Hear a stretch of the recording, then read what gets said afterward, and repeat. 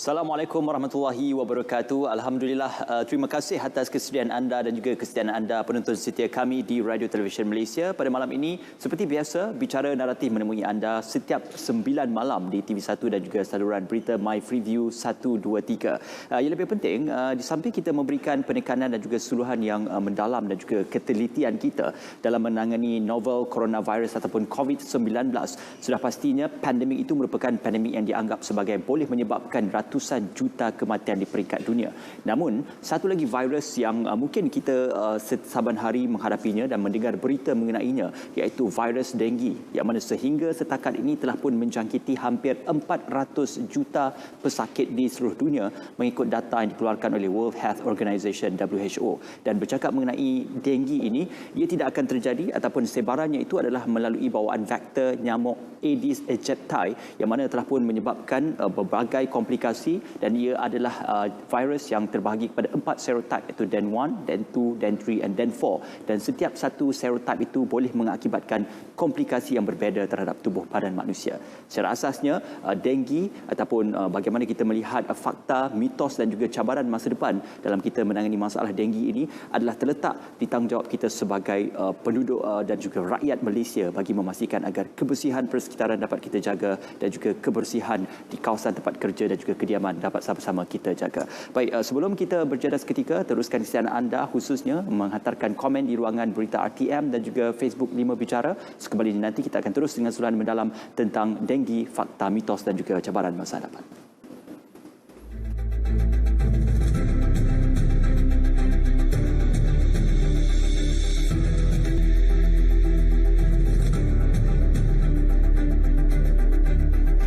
Baik, kembali dalam Bicara Naratif. Sudah semestinya seawal tadi mukadimah yang saya gambarkan bersama dengan anda, denggi ataupun demam denggi diakibatkan oleh virus denggi ini adalah penyakit berjangkit yang disebabkan oleh penyakit bawaan vektor. Ataupun vektor itu, kita kata instrumennya adalah disebabkan nyamuk Aedes aegypti ataupun nyamuk Aedes. Yang lebih penting untuk kita memahami bagaimana demam denggi ataupun virus denggi ini boleh mengakibatkan komplikasi kepada tubuh manusia dan juga kesihatan manusia. Ini satu perkara yang cukup penting untuk kita mengetahui bagaimana cara penyebaran virus denggi ini dan apakah sebenarnya fungsi dan juga peranan masyarakat dalam mengelakkan penyebaran virus denggi ini.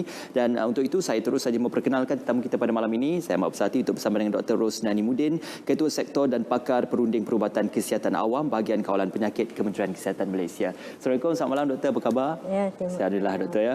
Baik, sekali lagi kita bersua Doktor, tapi kali ini suluhannya yang lebih jelas dan spesifik kepada virus denggi ataupun demam denggi yang banyak diperkatakan dan juga banyak menyerang rakyat Malaysia secara totalnya. Tetapi yang lebih penting adalah dalam kita menilai, di samping kita menghadapi novel coronavirus, virus denggi ini sudah pun lebih 5 dekad menjangkiti manusia dan kita saban hari berperang dengan virus denggi tersebut.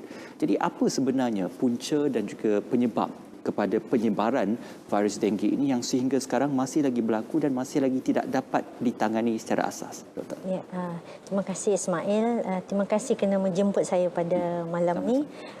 Dan memang kita tahu untuk mengawal denggi ini sebenarnya tidak mudah. Kerana kita perlu tahu jangkitan penyakit demam denggi mesti ada faktor-faktor, contohnya kewujudan manusia, kewujudan virus dan juga faktor persekitaran dan juga vektor nyamuk. Jadi ketiga-tiga ini memain faktor yang sangat penting dalam penyebaran. Untuk kita mengawal denggi, kita perlu mengawal ketiga-tiga faktor ini. Jadi contohnya kalau persekitaran. Kalau persekitaran kita tidak bersih, kotor dan banyak bekas-bekas yang boleh menakung air, ini boleh menjadi tempat nyamuk membiak. So dia membantu vektor tu untuk populasinya lebih banyak untuk menyebarkan virus.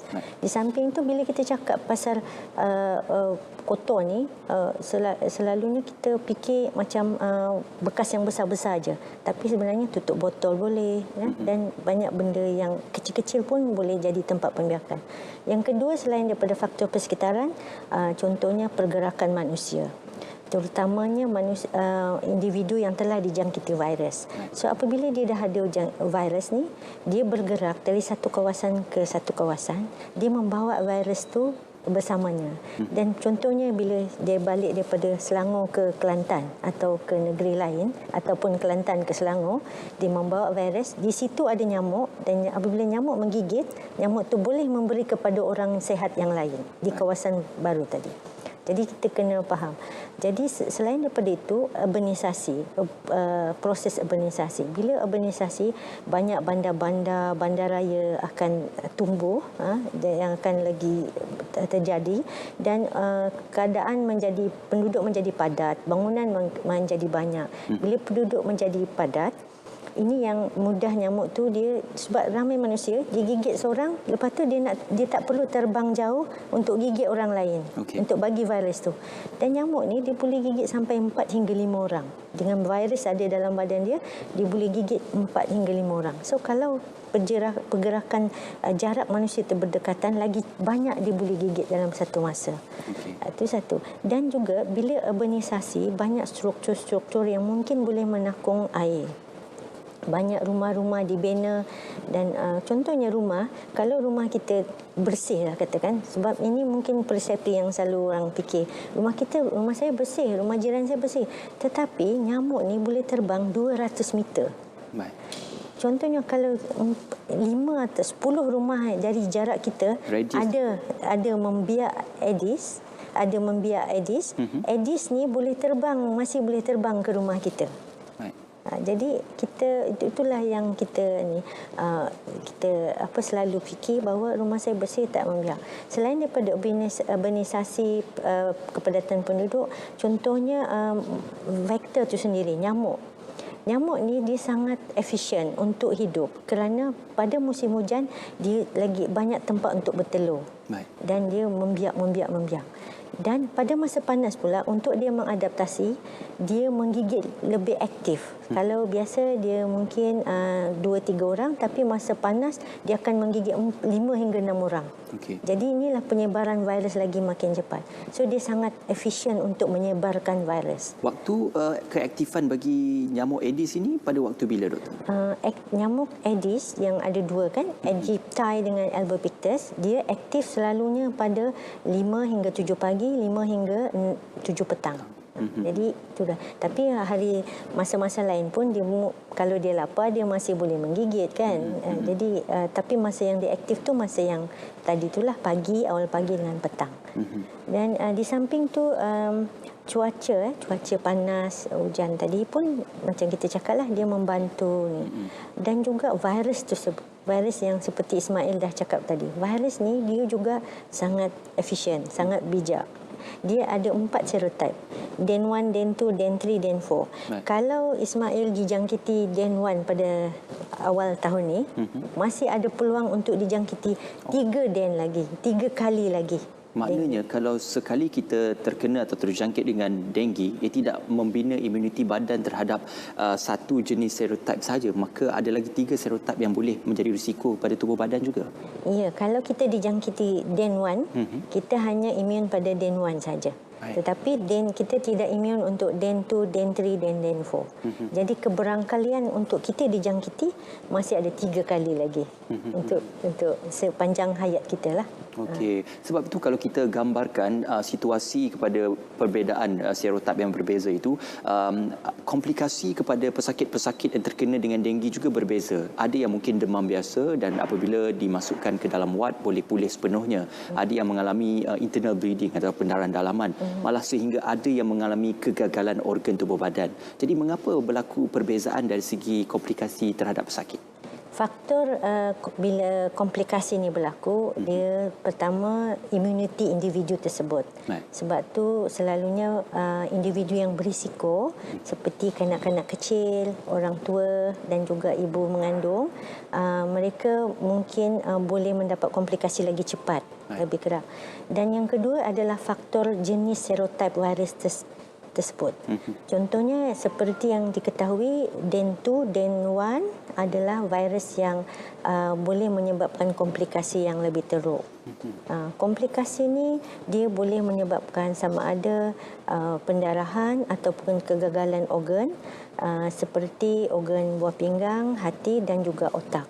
Dan dalam analisa data kematian yang dipantau di Kementerian Kesihatan, dalam tempoh 2 hingga 3 tahun kebelakangan ini, kegagalan organ banyak berlaku dalam jangkitan denggi. Hampir 30 hingga 40% pesakit yang meninggal disebabkan denggi mengalami kegagalan organ. So, ini membimbangkanlah kan. Doktor, sebelum kita pergi kepada kesan komplikasi denggi itu sendiri, cara dan juga kaedah rawatan yang diberikan oleh Kementerian Kesihatan Malaysia dan juga pasukan perubatan, kita perlu kenal terlebih dahulu tentang nyamuk Aedes aegypti dan juga sejenis dengannya juga. Kerana kalau disebutkan oleh doktor tadi, denggi ini tidak akan tersebar tanpa 3 faktor, iaitu virus itu sendiri, manusia sebagai kita kata mangsanya, dan juga nyamuk itu sendiri. Jadi untuk kita mengenal tentang jenis nyamuk ini, adakah nyamuk jantan ataupun betina yang mempunyai kebarangkalian untuk menjangkiti virus denggi tersebut? Untuk Aedes, dia ada 2 jenis, Aedes aegypti dengan Aedes albopictus. Kedua-dua Aedes ini boleh menyebarkan virus denggi. Dan hanya nyamuk betina yang menyebarkan virus, kerana sebabnya dia akan dia yang menggigit, sebab dia yang menggigit. Nyamuk betina yang memerlukan menggigit orang ni untuk ambil darah. Sebab darah tu diperlukan untuk membentuk telur dia. Telur dia. Jadi secara semula jadi dia perlu mengekalkan populasi dia. Jadi untuk dia membentuk telur dia, dia mengisap darah manusia. Dalam proses dia mengisap darah itulah dia mengisap sekali virus, jika ada virus, dan apabila dia dijangkiti virus, dia akan digigit orang lain, dia akan memberi virus itu kepada orang lain. Sebab itulah yang bahaya ni adalah nyamuk betina. Okey. Adakah terdapat perubahan musim-musim aktif bagi nyamuk betina ini? Mungkin pada waktu ia akan menetaskan telurnya, ataupun untuk kita kata ada waktu-waktu yang tertentu bagi kes-kes yang meningkat disebabkan nyamuk ini aktif pada ketika ataupun jeda masa tersebut. Nyamuk ni dia boleh hidup sebulan. Jangka hayat nyamuk ni sebulan, dan dia boleh bertelur selama 4 kali. Dalam 4 kali. Sekali bertelur maksimum boleh sampai 100 biji. Baik. Jadi contohnya dalam masa 5 hari, 5 hingga 7 hari, seekor nyamuk kalau semua yang 100 telur ni hidup, dia boleh jadi 100 ekor nyamuk. Cuba bayangkan. Dan dia tidak setakat ni, nyamuk ni dia aktif sepanjang masa. Maksudnya yang paling aktif awal pagi dengan petang tadilah, yang di mana dia aktif menggigit. Itu yang paling aktif dia menggigit lah. Ada juga yang memperkatakan bahawasanya nyamuk ini kalau kita duduk di kawasan yang tinggi ataupun di kawasan kediaman yang tinggi, tidak akan sampai ke kawasan yang lebih tinggi kerana ketercapaian nyamuk itu untuk terbang ke kawasan yang tinggi. Jadi adakah perkara ini dibuktikan benar ataupun sebenarnya risikonya sama saja?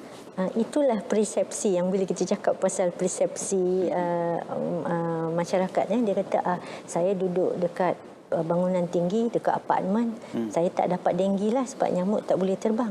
Tapi nyamuk ni nak sampai ke atas, dia ada berbagai cara. Dia boleh ikut lift ataupun dia boleh go by floor, setiap floor level ke level. Contohnya dia di bawah sekarang, tapi dia terbang ke level kedua. Sebab dia berterbang, dan dia ada tempat pembiakan. Dia bertelur dekat level 2. Dan minggu depan dia dah jadi banyak, dia bertelur, dia naik pula level keempat. Dia upgrade. Ya. Dan satu kajian di Singapura pernah dibuat, sebenarnya nyamuk ni boleh didapati sehingga tingkat 8. Tingkat 8? Tingkat 8. Setinggi tingkat 8. Maksudnya sama ada dia tadi ikut lift ataupun dia go daripada satu level kepada level. Jadi dia masih boleh, kalau tingkat 20 pun dia masih boleh pergi sebab dia mungkin dah sebulan dia dah jadi sampai tingkat 20. Sebab dia pergi every level kan. Dan dia selalunya dia boleh terbang sampai 200 meter lah, 200 meter ke atas. 200 meter radiusnya. Dan dia boleh juga ke atas. Dia boleh juga ke atas. Wow, okey. Jadi ini satu perkara yang penting juga kerana sifat nyamuk ini memastikan agar mangsanya itu adalah manusia untuk menyebarkan ataupun menghisap darah dan di samping bagi menyebarkan virus tersebut. Tetapi persoalan yang lebih penting adalah apabila kita melihat tujuan-tujuan pencegahan seperti di rumah kita memasang jaring untuk menghalang kemasukan nyamuk, memasang kita kata ubat nyamuk dan sebagainya, baik sama ada secara elektronik ataupun yang menggunakan asap dan juga aktiviti fogging. Adakah itu sebagai salah satu daripada kaedah penghapusan secara total bagi menghalang nyamuk ini daripada mendekati dan juga menjangkiti manusia? Okey, kalau kita melihat kepada soalan tadi, ada dua benda berbeza. Satu, kita menghalang ataupun menghalau nyamuk. Okey. So ada bahan-bahan kimia yang hanya menghalau nyamuk. Even untuk bahan-bahan natural, contohnya lantana kemara, bunga teh ayam, serai wangi, dia boleh menghalau nyamuk. Tapi dia tak membunuh, dia menghalau saja. Tetapi ada juga jenis insecticide yang kita ada di pasaran yang boleh membunuh nyamuk. So ada dua benda bahan berbeza lah situ. So ada penghalau dan ada yang boleh membunuh nyamuk. So kita kena tengok apabila kita membeli bahan tu sama ada dia menghalau saja ataupun dia membunuh nyamuk. So kebanyakannya contohnya aerosol spray dia membunuh nyamuk sebab dia ada bahan insecticide, pembunuh serangga di dalamnya yang dicampur. Jadi itu dua perkara berbeza. Dan yang memang dia boleh menghalau nyamuk, pemasangan net ni memang digalakkan kepada rakyat Malaysia sebab kita selalu jendela terbuka luas kan, selalu petang nyamuk akan masuk. Jadi sebab kita nak udara segar, nak ni, tapi pada masa yang sama nyamuk pun boleh masuk. Sebab tu kita galakkan pemasangan net, penggunaan repellent, menghalang diri kita daripada digigit nyamuk. Ini untuk pencegahan lebih baiklah dalam kawalan denggi. Okey. Sebentar tadi doktor menyebutkan tentang bagaimana kita melihat kaedah pembiakan nyamuk itu di kawasan-kawasan kediaman, di kawasan air yang bertakung dan sebagainya. Itu seketika nanti mungkin kita boleh berikan suruhan yang lebih mendalam tentang bagaimana kita nak memastikan kebersihan rumah itu dijaga dan juga apa kaedah-kaedah pembersihan yang boleh dilakukan secara efektif. Dan semuanya seketika nanti dalam Bicara Naratif.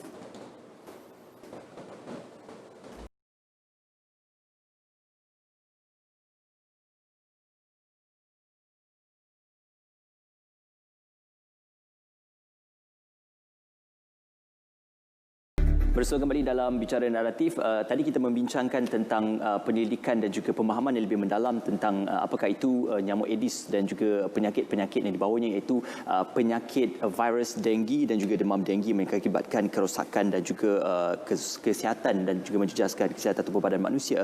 Dr. Roslani Mudia masih lagi bersama dengan kita. Apakala kita bercerita tentang bagaimana nyamuk itu boleh menyebarkan virus tersebut, pembiakannya dan juga kawasan-kawasan tempat pembiakannya, mungkin kerisauan dan juga kegusaran masyarakat adalah untuk memastikan agar kawasan-kawasan takungan air yang digunakan untuk air yang akan diminum ataupun untuk digunakan untuk tujuan kebersihan dan juga mandi, bagaimana untuk memastikan tahap kebersihan air itu kalau sekiranya kita masukkan ubat anti jentik-jentik, adakah dengan memasukkan ubat tersebut ia tidak merisikokan kualiti air tersebut, Doktor? Kita ada bahan pembunuh jentik-jentik, maksudnya yang boleh membunuh larva nyamuk. Ada dua jenis, iaitu satu Thermophos, yang satu lagi dipanggil BTI yang menggunakan bakteria. Dan kedua-dua ni tidak membahaya, tapi mesti diguna mengikut sukatan dalam label. Sebab apabila kita beli bahan tu, dalam label tu dia telah nyatakan penggunaannya, contohnya satu sudu teh untuk 10 liter air. Jadi kalau kita mengikut daripada sukatan tu, dia tidak membahayakan. Malah kalau itu kolah air, contohnya kita nak buat air minum pun boleh. Tapi mesti ikut sukatan dia. Jangan berlebih lah ikut sukatan. Dan dia tidak membahayakanlah untuk diminum. Mesti ikut label yang telah ditetapkan. Kalau meletakkan garam dalam air dan sebagainya, boleh juga ke, Doktor? Ada yang kata nak letak garam pun boleh, letakkan ubat anti jentik-jentik pun boleh. Boleh. Kalau kita tak ada ubat pembunuh jentik-jentik, boleh letak garam. Tapi mungkin kena letak dalam jumlah yang besar lah untuk kalau satu kolah supaya dia boleh boleh membunuh nyamuk kan.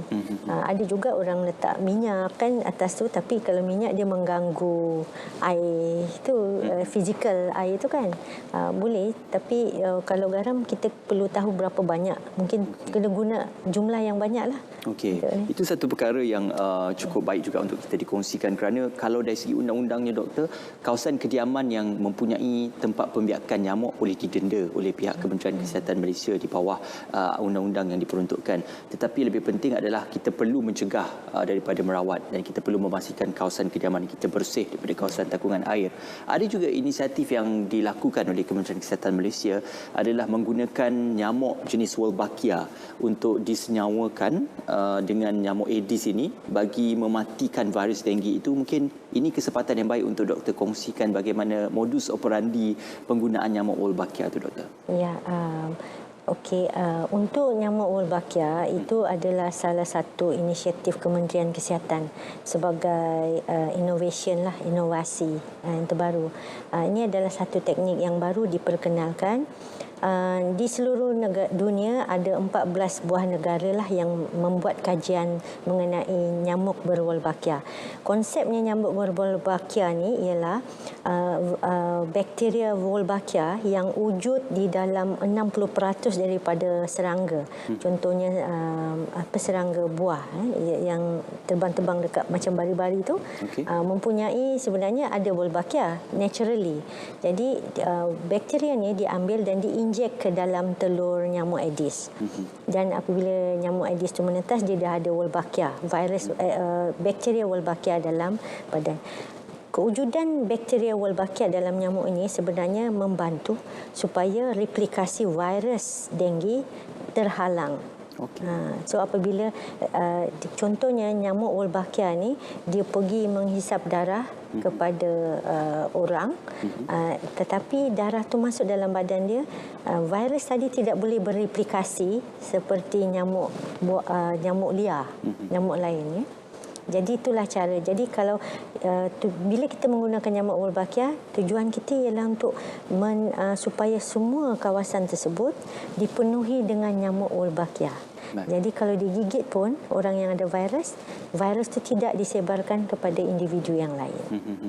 Maknanya untuk radius jangkitan itu sudah dimatikan sendiri dengan nyamuk berwolbachia tersebut. Jangkitan virus diputuskanlah dari satu individu ke individu lain dengan menggunakan nyamuk Wolbachia tadi.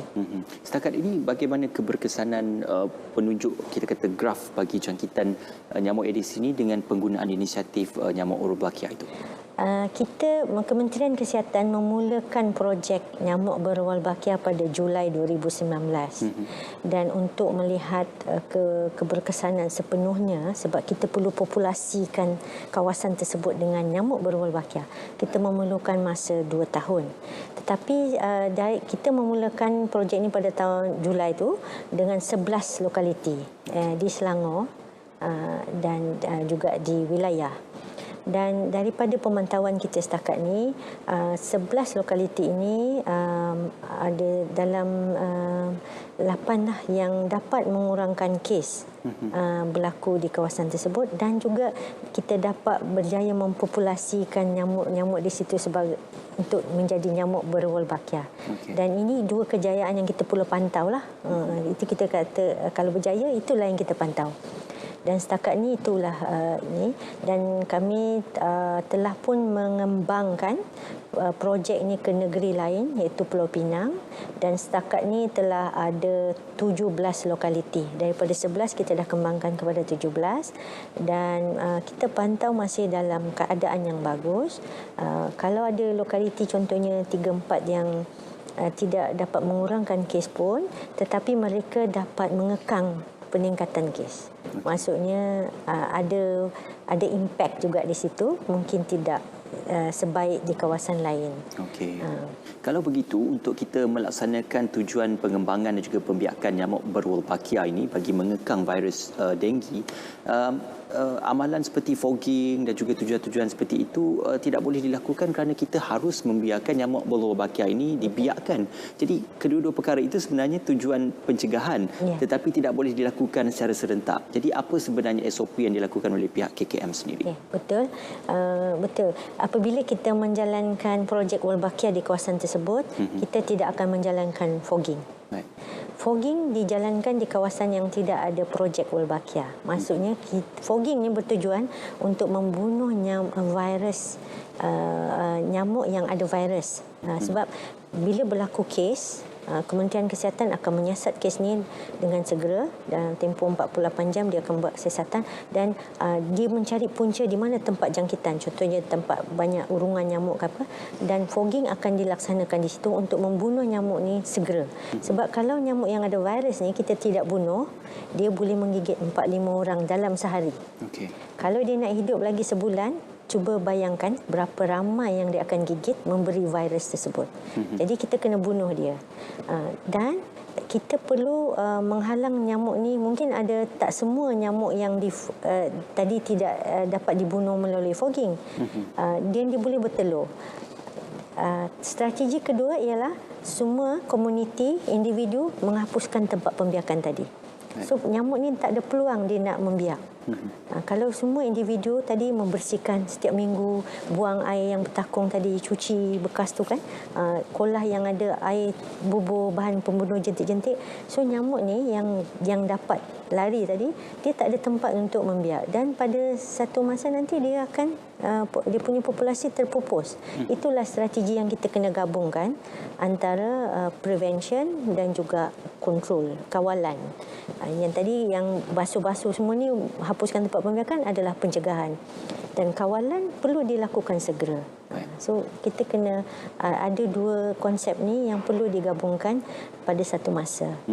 Dan kita harap kalau semua individu dan masyarakat sangat efisien, maksudnya membuat kita tak ada tempat pembiakan nyamuk dah di sekeliling kita, nyamuk ni tak boleh hidup, lama-lama dia akan pupus.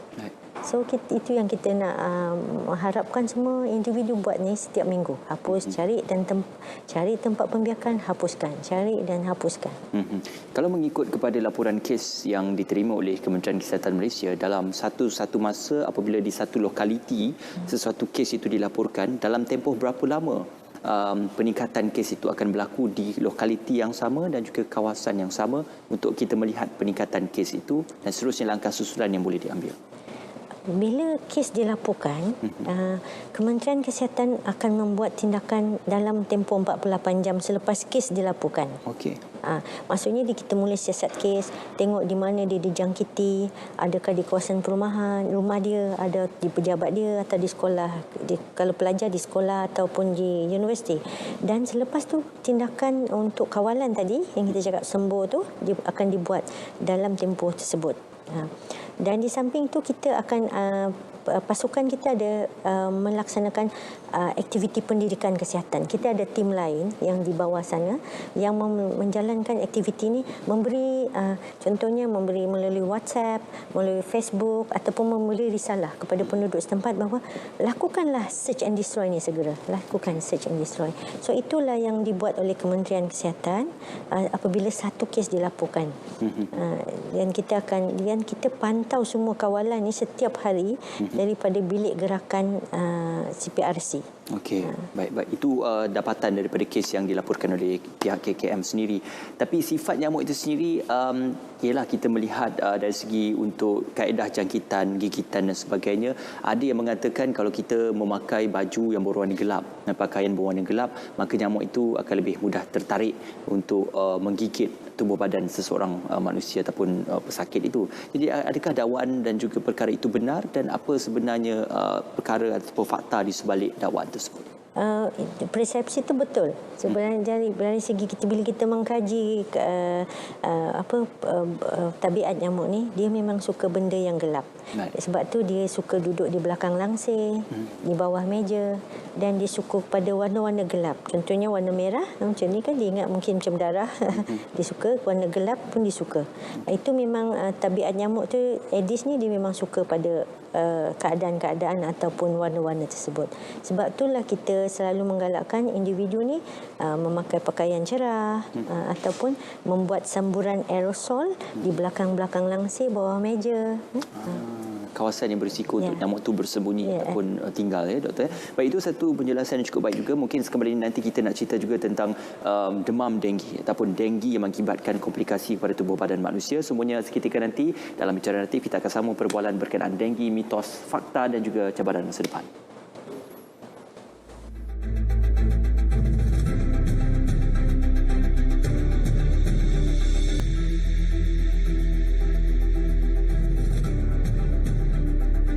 Baik, bertemu kembali dalam Bicara Naratif. Sebentar tadi kita sudah pun memberikan suluhan yang mendalam dan juga pemahaman yang jelas dan juga secara asas tentang apakah sifat-sifat nyamuk Aedes aegypti ini dan bagaimana ia boleh membiak dan juga menjadi risiko kepada penyebaran virus denggi kepada manusia. Dan lebih pentingnya adalah apabila kita ingin melihat kepada rawatan yang boleh diperbarui, revolusi rawatan penemuan penyakit itu, bidang entomologi dan juga virologi adalah paling penting untuk kita mengenal pasti sifat serangga, vektor dan juga sifat virus yang dibawa, ya doktor, ya. Kita melihat kepada apa yang disebabkan oleh virus denggi. Perkara paling asas adalah demam denggi, dan daripada demam denggi banyak berlaku komplikasi pada tubuh badan manusia. Ada yang mungkin boleh sembuh dengan hanya rawatan biasa di rumah, tetapi ada juga yang sehingga mengakibatkan kematian.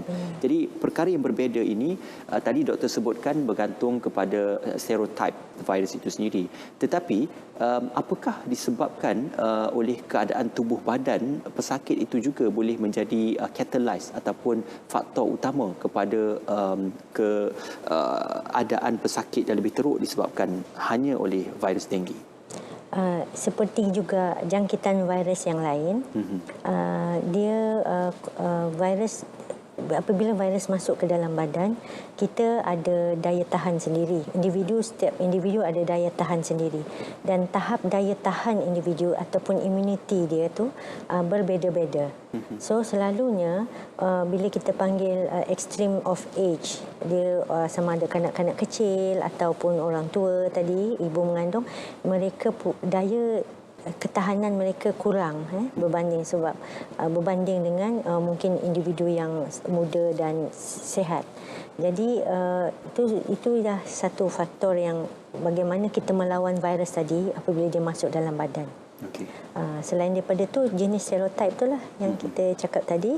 Ada serotip yang memang very virulent, dia dia menyebabkan komplikasi yang teruk, DEN 1, DEN 2 dan kadang-kadang DEN 3. Keempat-empat serotip ni ada di Malaysia ataupun hanya beberapa jenis serotip saja yang berada dalam negara kita? Dari pemantauan di Kementerian Kesihatan, keempat-empat serotip ni ada di Malaysia. Itu yang saya cakap tadi. Virus ni dia bijak sebab dia boleh bertukar populasi yang dijangkiti virus, contohnya DEN 1, mungkin banyak pada bulan-bulan tertentu, contohnya Januari, Februari. Tetapi ada satu masa kita nampak April, Mei, DEN 2 pula yang menjangkiti virus, yang menjangkiti populasi ni yang banyak. So itu bila kita berlaku serotype shift ni. Serotype shift maksudnya perubahan DEN dalam populasi masyarakat kita daripada 1 kepada 2, dia boleh menyebabkan kejadian kes denggi lebih meningkat kerana pada masa yang sama mungkin tidak banyak populasi yang ada imun kepada DEN 2. Okay. Jadi bila dia dijangkiti, banyak yang tak imun. So bila nyamuk yang bawa DEN 2 ni senang dia nak jangkiti kepada risiko orang. Risiko lebih besar. Ya, Kalau macam perubahan musim seperti musim hujan dan sebagainya yang taburan lebih tinggi, adakah risiko untuk keadaan ataupun kes itu meningkat selari, doktor? Ya, memang betul. Dalam kajian pun telah dibuktikan, iaitu taburan hujan dengan temperature. Temperature berkait rapat dengan membantu penyebaran virus denggi. Sebab mungkin macam kita bincang tadi, hujan dan panas ni dia juga mempengaruhi vektor yang menyebarkan virus tadi. Okay. Jadi dia membantulah untuk penyebaran tu lebih tinggi pada masa-masa hujan. Hujan tu tadi nyamuk boleh membiak dengan banyak. Okey. Kalau kita bercerita sendiri tentang komplikasi kepada virus denggi, keadaan tubuh badan manusia dan juga demam denggi itu sendiri, di samping kita melihat kepelbagaian dan juga variasi virus yang ada di persekitaran ataupun atmosfera manusia ketika ini, bagaimana nak mengenal pasti ataupun membezakan simptom-simptom asas ataupun simptom-simptom awal sama ada denggi ataupun dengan penyakit-penyakit virus yang lain yang boleh kita berikan, kita kata, pemerhatian yang lebih jelas terhadap simptom yang dibawa oleh denggi itu sendiri. Kalau kita nak tengok simptom, sebenarnya memang sukar kita nak bezakan dengan jangkitan virus yang lain. Sebab kita akan bermula dengan demam. Tetapi selalunya demam denggi ni dia bermula demam yang tinggi, panas. Tinggilah, temperature tinggi. Dan dia diikuti dengan sakit badan. Kalau tinggi itu temperature? Selalunya dalam 38-39. Dia boleh 38-39. Dan selalunya dia ada sakit, macam sakit kepala. Dan sakit kepala tu tipikal selalunya sakit macam di belakang mata. Macam belakang mata kita. Dan ada juga yang ada mengalami muntah yang teruk dan ceret-beret. Ini semua adalah tanda-tanda dijangkiti. Di Malaysia, sebab denggi adalah merupakan beban penyakit yang paling tinggi. So sebelum kita fikir jangkitan lain, kita mesti fikir denggi. Apabila dia demam, kita mesti tanya dengan teliti, adakah di kawasan rumahnya doktor yang merawatnya tadi, tanya ada tak di kawasan rumahnya yang ada ahli keluarga dia yang dah kena denggi, ada tak di kawasan rumahnya yang ada semburan kabus. Mungkin itu tanda-tanda, maksudnya ada kes berlaku di situ. Dan yang paling penting, sebab bila kita tengok kebanyakan kes denggi ni dia tak sembuh. Hari ni dia sakit, dia pergi jumpa doktor. Besok dia demam lagi, dia pergi jumpa doktor tu lagi. Dan kita bimbang, doktor tu dia tak fikir denggi. So kalau kita ada sejarah pesakit ni, dia pergi 2 kali 3 kali berjumpa doktor sebab mungkin demam dia tak reda. Dia masih rasa tak selesa, demam kuat, sakit kepala, walaupun dia dah jumpa 2 doktor. Dah dia bagi ubat sakit kepala, ubat ni dia masih tak sembuh. Doktor tersebut mesti fikir pasal denggi. Mesti tanya, dah berapa kali dia pergi ke klinik? Adakah ini pertama kali? Jadi itulah yang kita sebagai pengamal perubatan, kalau dekat Malaysia demam, kita mesti tengok dulu, ini adakah ini denggi atau bukan. Soalan-soalan tadi mesti ditanya. Supaya, kerana mungkin kalau viral infection yang lain, jangkitan viral yang lain tidak membawa maut. Tapi kalau denggi, ada apabila jangkitan contohnya kali kedua, ketiga, dalam tempoh 2 hari daripada pemantauan kita di CPRC, sebab kita tengok sejarah pesakit ni pergi ke mana sebelum dia meninggal. Ada pesakit, contohnya hari Isnin, dia masih berjalan mengantar anak dia, mengantar anak ke sekolah, pergi balik. Hari Rabu masuk ke hospital, malamnya meninggal. Cuba, itu sangat menyedihkanlah untuk keluarga dia dan untuk keluarga dia lah untuk menerima. Imagine kan, anak tu dihantar oleh ayah, hari Rabu ayah dah tak ada. So kita memang tengok memang cepatlah denggi ni boleh menyebabkan kematian. Kalau digambarkan kepada situasi tersebut, sifat kepada peningkatan bagi jangkitan tersebut yang begitu drastik dalam tubuh badan manusia, tidak adakah rawatan yang spesifik untuk kita kata menangani masalah virus tersebut, ataupun mungkin ada ubat-ubatan untuk memastikan komplikasi itu tidak menjadi lebih teruk, doktor? Untuk ubat untuk membunuh virus tu kita belum ada. Antiviral tu tidak ada? Belum ada untuk denggi. Dan kita masih belum ada vaksin untuk cegah jangkitan tadi kan.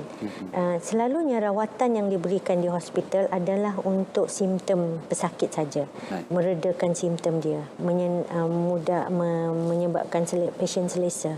Contohnya kalau pasien tu tak boleh minum, dia muntah, dia ceret-beret, kita masukkan air dengan garam galian. Dalam air itulah ada garam galian untuk supaya dia cukup air dalam badan dan dia boleh ada garam galian dan ada tenaga. Kalau dia pening, kita bagi ubat pening. Ada demam, kita bagi ubat demam. Untuk komplikasi, kita cuma boleh pantau. Contohnya kita akan tengok berapakah nak tengok fungsi kidney dia, kita akan tengok berapakah air kencing yang keluar dalam pesakit, adakah dia boleh mengeluarkan kencing dia seperti biasa, adakah berkurang, dan juga kita tengok elektrolit di dalam badannya, adakah kreatinin meningkat, adakah uric acid meningkat. Ini adalah tanda-tanda yang mungkin pada awal dah ada awal tanda-tanda untuk kegagalan buah pinggang. Begitu juga untuk kegagalan hati, kita akan tengok enzim dia, AST, ALT, kan semua kita tengok, pantau. Kalau komplikasi kita hanya boleh pantau lah, dan boleh cuba cegah daripada komplikasi berlaku. Tetapi rawatan belum untuk bunuh virus tu tak ada lagi. Dalam kita mendepani pelbagai jenis virus yang ada dalam persekitaran juga atmosfera manusia, pernahkah berlaku kes-kes seperti co-infection? Contohnya pesakit itu mendapat jangkitan denggi, dan di samping itu ada juga jangkitan-jangkitan virus lain yang juga mengakibatkan keadaan sakit menjadi lebih parah disebabkan oleh co-infection tersebut. Ada juga, contohnya penyakit chikungunya dan denggi. Chikungunya pun juga bawaan vektor. Kita ada berlaku beberapa tahun lepas, contohnya di Manjung, di mana dalam pesakit yang meninggal tu kita ada jumpa chikungunya dan juga denggi. Dan seperti yang kita sedia maklum, yang terkini di Singapura telah melaporkan denggi dan juga COVID-19. So masih ada potensi untuk virus-virus ni menjangkiti beberapa virus untuk menjangkiti satu individu. Maknanya kemungkinan itu ada, dan ia akan menyebabkan kaedah rawatan menjadi lebih sukar disebabkan oleh co-infection. Komplikasi pun sukar lah. Lebih teruklah komplikasinya. Itu kita cerita tentang rawatan yang disediakan oleh pihak hospital ataupun pihak pasukan perubatan. Tetapi ada yang juga mengatakan mungkin home treatment ataupun rawatan di rumah boleh mengurangkan sedikit kesan dan juga komplikasinya. Ada yang mencadangkan contohlah minum sup ketam, minuman-minuman isotonik dan juga beberapa perkara-perkara tradisional yang digambarkan itu. Adakah itu boleh sebenarnya membantu untuk mengatasi komplikasi disebabkan oleh jangkitan denggi? Betul? Ada kajian yang dijalankan di Malaysia di mana untuk melihatlah behavior Malaysian ni, mereka membuat kajian tu, mereka melihat pada beberapa grup lah, dan memang ada amalan yang macam Ismail cakap tadi, apabila kena denggi mereka akan minum sup ketam, minum isotonik dan minum jus papaya, papaya leaf, daun jus papaya. Dan untuk ketam dan isotonik ni dia belum ada kajian yang khusus. Contohnya ketam, ada kajian yang menyatakan ketam ni sebagai anti cancer. Tetapi khusus untuk denggi belum ada lagi. Tapi dalam keadaan pesakit tersebut tak ada selera makan, dia muntah-muntah, mungkin ketam tu bolehlah membantu dia memberi selera dan memberi tenaga lah kalau dia dapat makan sedikit makanan kan. Untuk isotonik pula, memang isotonik ni membantu apabila, sebab dia ada garam galian dalam isotonik tu. Tetapi perlu diambil secara berhati-hati oleh setiap individu, terutama yang ada mengidap kencing manis dan juga darah tinggi. Sebab kalau kita minum isotonik terlalu banyak, mungkin dia boleh menyebabkan kadar gula meningkat, dan juga mungkin garam galian tadi boleh menyebabkan darah tinggi lah meningkat, tekanan darah dia meningkat. Jadi perkara ni dia tidak perlu diambil secara berhati-hati. Tapi kalau kajian mengenai jus daun papaya telah dibuat oleh IMR beberapa tahun lepas, dan didapati jus ini dia bukannya merawat khusus untuk denggi, tetapi dia membantu untuk meningkatkan platelet di dalam pesakit denggi. Sebab salah satu komplikasi pesakit denggi apabila dijangkiti denggi, plateletnya berkurang. Platelet ni adalah untuk pembekuan darah, dan apabila platelet berkurang, dia akan cepat mengalami pendarahan. Itu platelet darah merah atau bukan, platelet adalah untuk platelet lah, platelet di dalam darah. Darah merah, sel darah merah lain. So platelet, kalau kita dalam kajian yang dijalankan oleh IMR, Institut Penyelidikan Perubatan IMR, mereka dapat mendapati dari kajian tersebut bahawa penurunan platelet itu dapat dihalanglah dengan pengambilan jus daun papaya tadi. Okey, ia cuma hanya boleh melegakan keadaan tubuh badan. Boleh mungkin memberi bukan menghalang denggi sepenuhnya, tapi dia mungkin membantu dalam komplikasi itu tidak menjadi lebih teruk. Okey. Itu kita cerita tentang home treatment ataupun penggunaan kita bahan-bahan semula jadi untuk membantu mengurangkan komplikasi. Ubat-ubatan seperti over the counter, contohnya paracetamol untuk mungkin mengurangkan suhu sekiranya kita demam yang terlalu tinggi, ibuprofen untuk mengurangkan keadaan sakit kepala ataupun inflammation. Adakah itu boleh digunakan dalam merawat untuk di peringkat awal bagi mereka yang ada simptom-simptom daripada denggi? Kita selalunya untuk penyakit denggi, kita memang cadangkan untuk mengambil paracetamol. Dan penggunaan NSAID, anti-inflammatory, contoh non-steroidal anti-inflammatory, NSAID, contohnya Ponstan, Brufen, tidak boleh digunakan kepada pesakit denggi. Sebab contohnya NSAID tadi, Ponstan dia mengganggu pathway platelet tadi. Jadi dia boleh mungkin menyebabkan komplikasi pendarahan lah, sebab dia platelet tadi dia mengganggu pembentukan platelet tu. Jadi dia mungkin boleh menyebabkan komplikasi cepat berlaku. Contohnya terutamanya pendarahan. Sebab tu untuk pesakit denggi, kalau dia demam ke sakit kepala, kita bagi paracetamol. So sebab tu dalam garis panduan pengurusan kes denggi juga kita dah cakap situ non-steroidal NSAID ni tidak patut diberi kepada pesakit denggi. Jadi pesakit itu tidak boleh self-consume ibuprofen ataupun Ponstan itu sendiri tanpa guidance atau nasihat daripada doktor.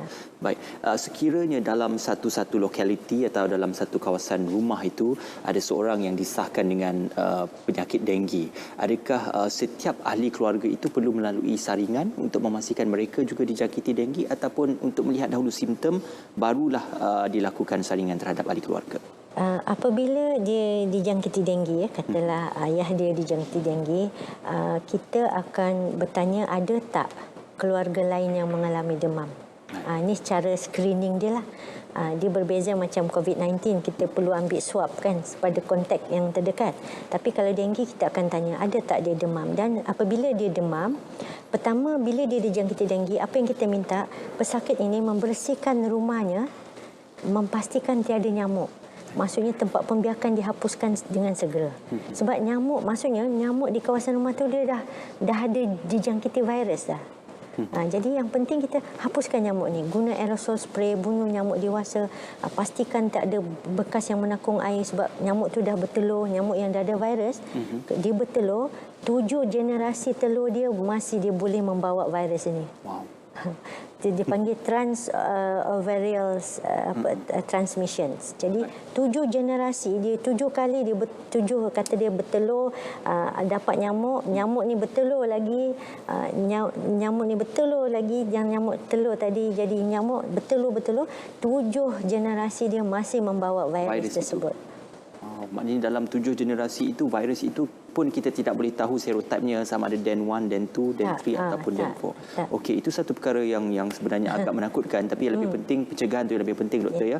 Mungkin kesempatan ini dalam berbaki masa yang sedikit ini, pesanan doktor kepada mungkin seluruh rakyat Malaysia dan juga masyarakat di luar sana dalam kita memastikan ialah kita balik kepada asas, mencegah lebih baik daripada mengubati, dan juga memastikan kebersihan dan juga keselamatan kawasan persekitaran, doktor. Kita balik kepada asas ya, Ismail. Pencegahan denggi ini mudah saja dan boleh dilakukan oleh semua orang, dari semua lapisan masyarakat. Maksudnya mereka perlu memastikan kawasan mereka bersih, dan kalau boleh bersihkan persekitaran mereka, terutama di dalam dan di luar rumah. Membuat pemeriksaan, mencari bekas-bekas yang menakung air ni kita buang. buang, kalau boleh buang terus lagi bagus. Kalau tak boleh kita bubuh bahan pembunuh jentik-jentik. Dan apabila di rumah ni dia semua, contohnya tempat berus gigi, mungkin orang tak perasan, tempat kita berus gigi, letak berus gigi, kita berus gigi dan kita tak bersihkan selalu, ada air, di situ pun nyamuk boleh membiak. Di tempat alas pinggan kan, bawah kita tempat alas pinggan tu ada tray dan ada air, dan mereka selalunya macam okey, tempat ni selalu saya tengok tapi tak selalu cuci. Jadi itu boleh menjadi tempat pembiakan. Dan gunalah pembunuh bahan jentik-jentik sekiranya kawasan kolah ke apa yang susah dibuang air dia, dan gunakan repellent and aerosol lah untuk bunuh nyamuk. Satu nasihat dan juga penjelasan cukup baik daripada doktor. Terima kasih sekali lagi saya ucapkan kepada Dr. Rosnani Mudin, Ketua Sektor dan Pakar Perunding Perubatan Kesihatan Awam Bahagian Kawal Penyakit Kementerian Kesihatan Malaysia. Juga terima kasih kepada Kementerian Kesihatan Malaysia atas perkongsian berkenaan denggi, persepsi mitos dan juga cabaran masa depan berkenaan kita memerangi denggi di samping kita memerangi virus-virus yang lain yang berada dalam atmosfera manusia. Terima kasih kerana bersama kami dalam Bicara Naratif pada malam ini. Teruskan kesihatan anda bersama RTM dan kami tinggalkan anda dengan Assalamualaikum dan juga selamat malam.